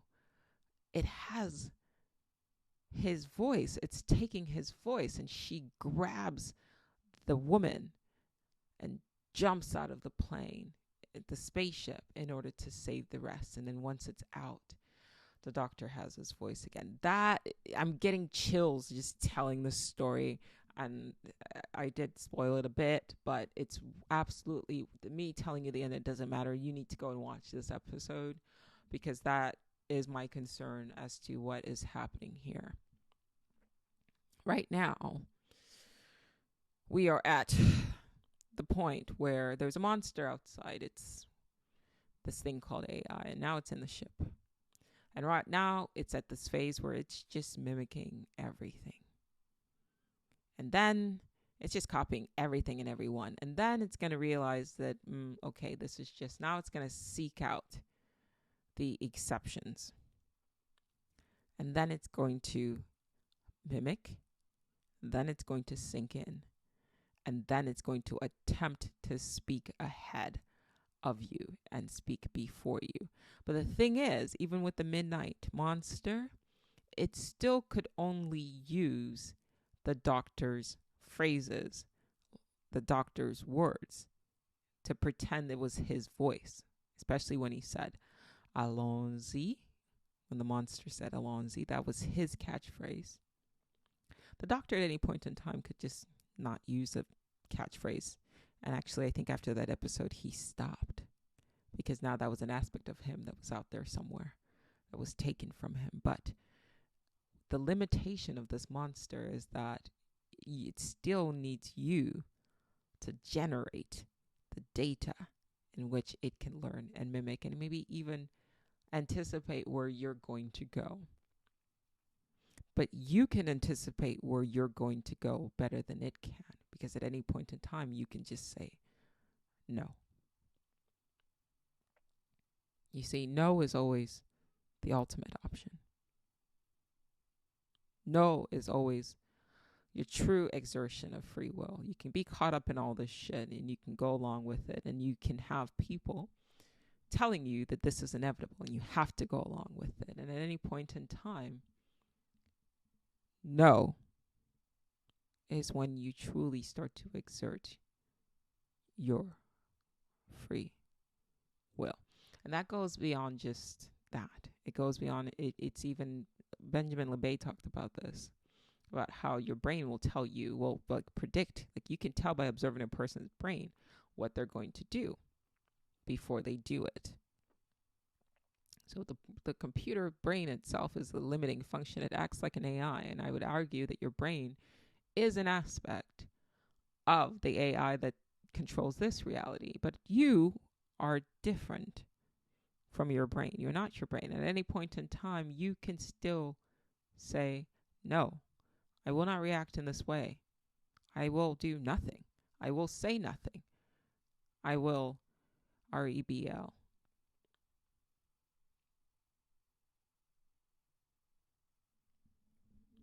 It can still only mimic you, even if it's ahead of you. Because even if I can program an AI, even if it's an artificial superintelligence, because in order for it to exist in this reality, it is still subject to the laws of duality, which means that it will by just the flaw, the curse of existence is that It will have a flaw. If I can generate an artificial superintelligence and program it to create a work of fiction that is in the style of J.K. Rowling, but make it science fiction, it could probably create something that was very similar to the Harry Potter series, and maybe create something that people would think is fantastic.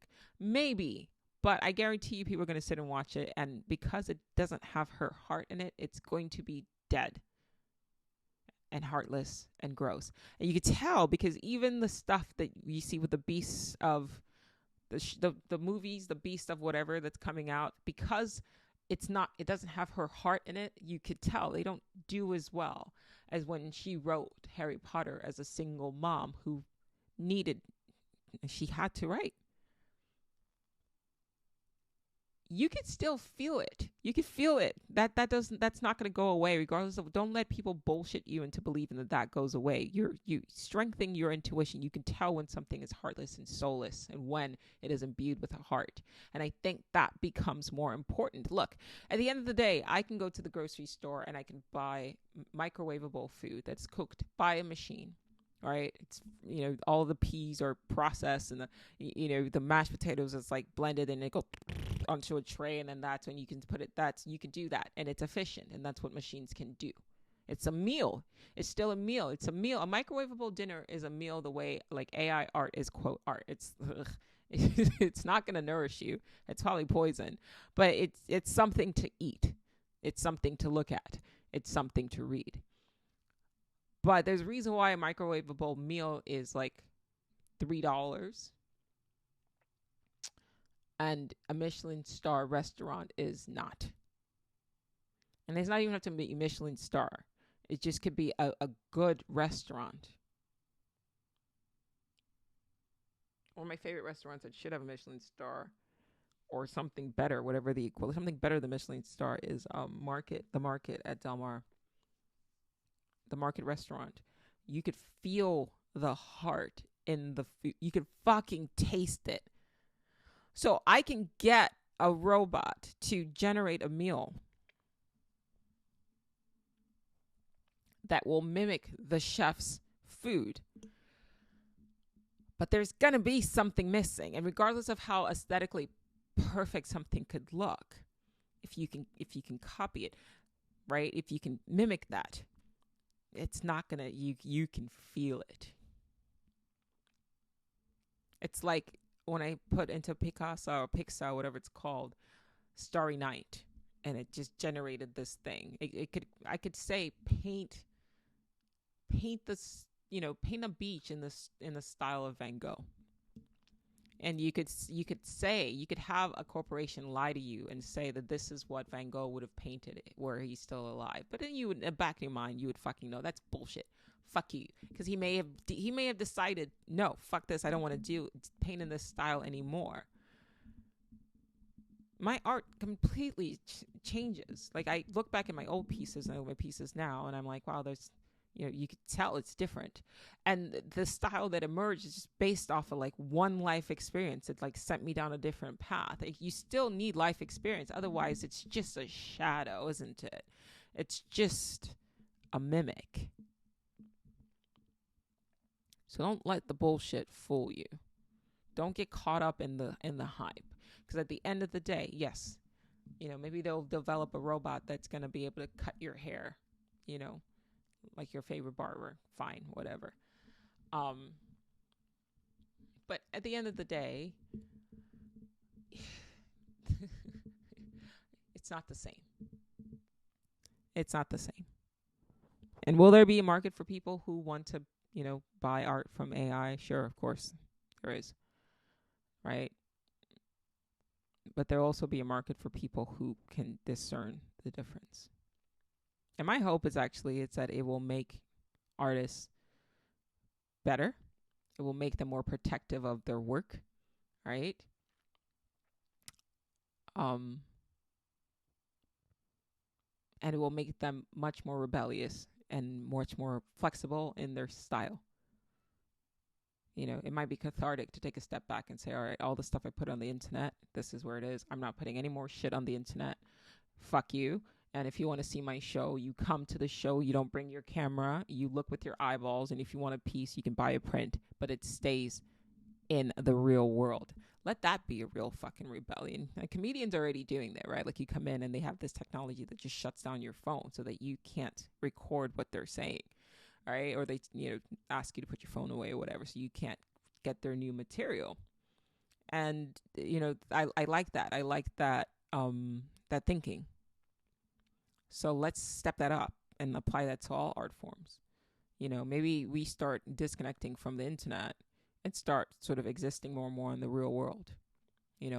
If you are an artist and you've had your work kind of stolen, maybe find a way to essentially find the opposite of that, the one of that, right? So the 0 is zero. Okay, refresh. One, don't put work out there without, you see, Getty Image, they watermark the fuck out of their art. Out of their pictures, rather, not their photos. Start doing that. And if you're concerned people won't be able to see your art without your watermark, okay, that's their fucking problem. Let that become the norm. If you want to see my art in real life, then you know what to do. Buy a piece. Because at this point it's about protecting yourself and your artistic, property. You. It's not even just your art anymore, it's you, because you are your art. Start watermarking the shit out of stuff. Can't generate AI if I got a big fucking, Getty image, they can't do right in the middle of it. Start doing that. It's okay. People will understand. You have to adapt to the new technology that's going on. It's just a tool. It's the same thing. When, cars were invented. Okay, so cars move faster than human beings, but they can let it stay a tool. At the end of the day, we still will watch the Olympics. Are there machines that can dunk?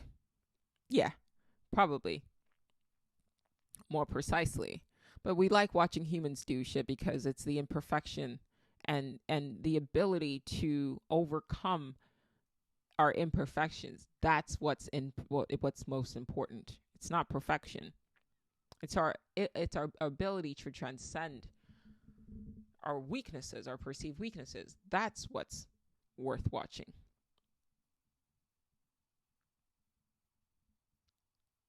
That's what's art. That's what's creativity. It's not doing something perfectly. A car can run faster than a human being, but you're not going to see an Olympics where you have a person running against a car. We already know that a fucking car is faster than a human being, but I don't give a shit. Like, what can humans do against other humans? Right? At this point, I already know that an AI can generate an art that's technically, better, if depending on how you want to look at it, than what a human can create, because that's what we're told anyway, that's better. So the metrics of what is considered better has been defined for us. But I don't give a shit. I want to see what other human beings can create. Fuck that noise. Fuck it. Fuck that. Right? There's things out there that we know that can be created by machines and done better. I can sculpt. I can 3D print something. I can take a fucking picture. I can take a picture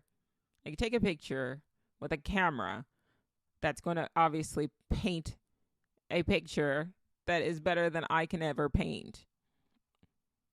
But is that art without the intention of the human being behind it with the camera? No. Will there be people who will generate art using AI? Probably. But you still need the human being to generate the art. I would say you use it as a tool. If there's an idea you want to conceptualize, you could use the AI to conceptualize a tool, to conceptualize the art, to conceptualize a model. But then you use the beautiful thing that makes you a human being and you humanize it.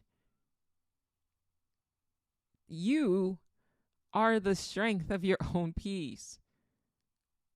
And that is what makes you superior. I don't need to run faster than a car. I'm human. I will just ride in a car. Like, I'm not going to compete with a fucking car because I'm human. I created you as a species collective. I created you so that I wouldn't have to run as fast as a car. I'm not built for that. I don't need to compete against AI. I'm me. You can't fucking why would I a fucking AI isn't me.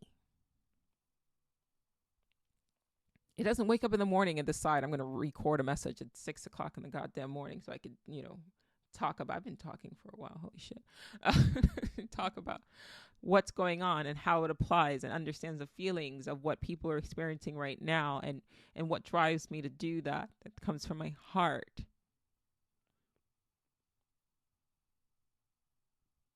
Because once again, even if the ASI becomes imbued with our consciousness to become something sentient, something akin to sentience, it's still not going to be quite human.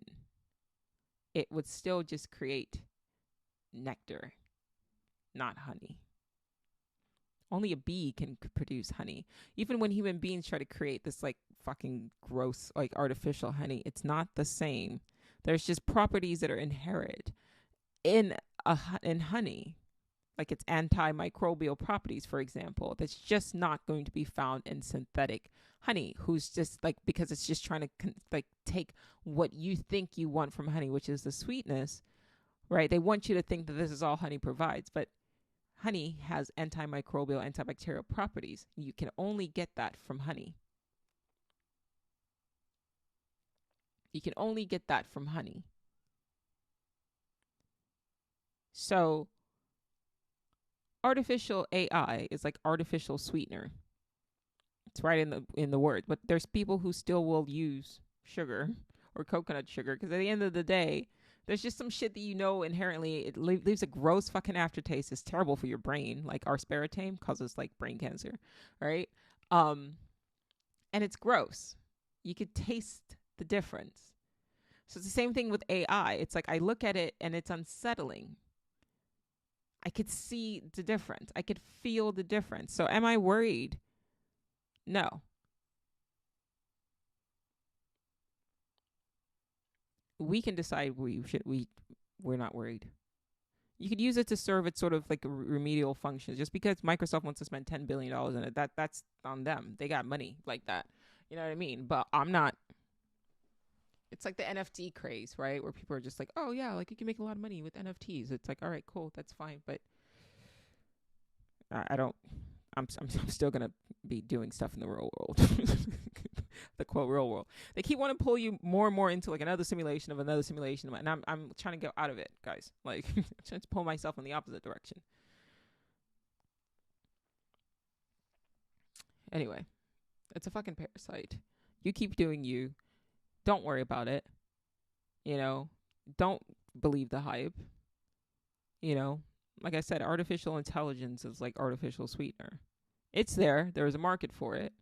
It'll probably fuck up your brain and everything like that. But there's just something. Because at the end of the day, it's still not human. And they're going to try to create something that they think is like better than human. You know what I mean? But like, it's like custom furniture versus furniture that they can make at a factory. Custom furniture is still just always going to be more expensive because it's got that certain je ne sais quoi that you cannot mimic. You just can't. Right? I'm going to bring up the sugar analogy again, the honey analogy again. When they created a cheap version of honey, because that's what's gonna happen. They're gonna start, companies are gonna start. Well, we don't need human writers. We'll just create human. We're gonna create scripts using AI. Okay, whatever. The things that you think, I'm not saying that's not gonna happen. The things that these people think is what they need to tell a story. All right, they're gonna kind of put in. It's kind of like honey, where they think that it's just the sweetness that you need from honey. All right. But a real jar of like Manuka honey is like expensive because you can't mimic the properties of it. You can't. And it's becoming more and more artisan now, a lot more rare because everyone's trying to make a profit. You know, and maybe you'll start seeing AI generated movies, AI generated art, you know, and maybe you'll go and it's entertaining for a quick laugh. It's not to say that that's not going to, a market for that isn't going to emerge. But people still want people telling them stories of what it means to be human. Because that's why we need stories and that's why we need art. It's a way of us talking to each other. I will spend $30 on a small jar of Manuka honey because when I have a cough, it serves its purpose. It does what I need it to do. It heals in a way that artificial honey will not. You know, I've talked to you guys about black seed oil. When I've had a cough or a cold, I will take black seed oil. But before I came across black seed oil, there was a certain synthetic pill that we were told that worked against this like cold that's been going on for the last 2 years. And so I tried that. I got my hands on it out of Mexico. And then somebody told me about black seed oil. And black seed oil works infinitely better against colds than anything that synthetic could do. Keep that in mind.